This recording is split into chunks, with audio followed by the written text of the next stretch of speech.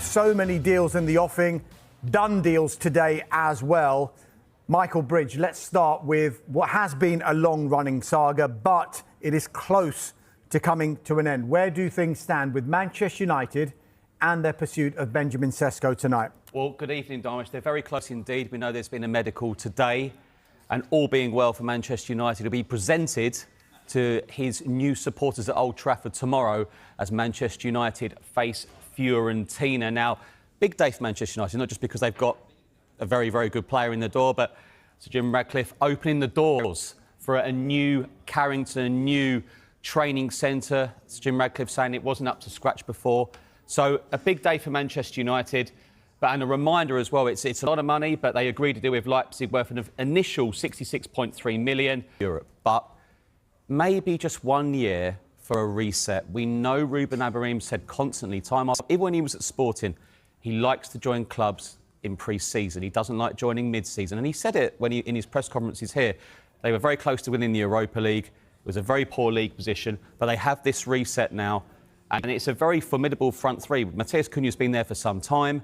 Bryan Mbeumo's been done for a while. He was on that tour of the United States. And now Benjamin Sesko. So it's a new look United. They've spent big money and they're going for it. You say they're going for it. I mean, Benjamin Sesko, for one, made it very, very clear that it was Manchester United and that's all he wanted. Now, that's impressed United, hasn't it? Yeah, because we talk about play. Doubt on Rasmus Højlund's future, Michael. Clearly his game time is going to be impacted by Sesko's arrival. Look, RB Leipzig did want to bring in Rasmus Højlund on loan, but he's been very bullish, publicly at least, about wanting to fight for his place in the Manchester United first team. However, it is now thought that bids of around £40 million would be considered by Manchester United for Rasmus Højlund. Now, interestingly, he wasn't one of those 5 players that we were talking about throughout this transfer window that Manchester United were willing to listen to offers for.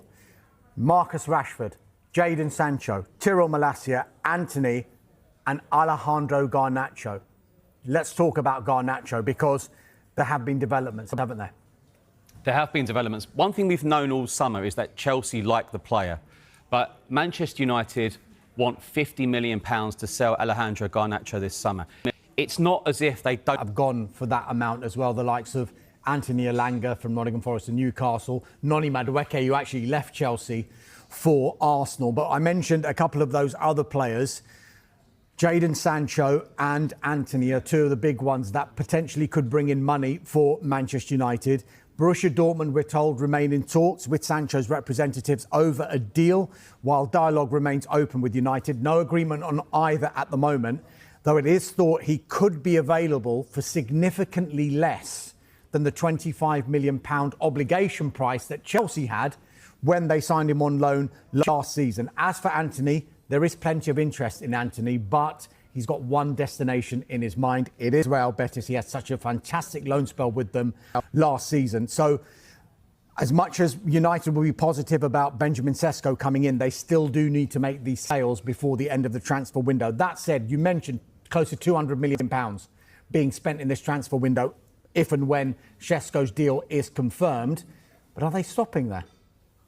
Well, I don't think they will. I mean, I think the key for Manchester United is getting those players out, the ones you've mentioned. I think Marcus Rashford to Barcelona is a great move for him. It's wages as well. It's not just necessarily transfer fee, it's big wages they're on.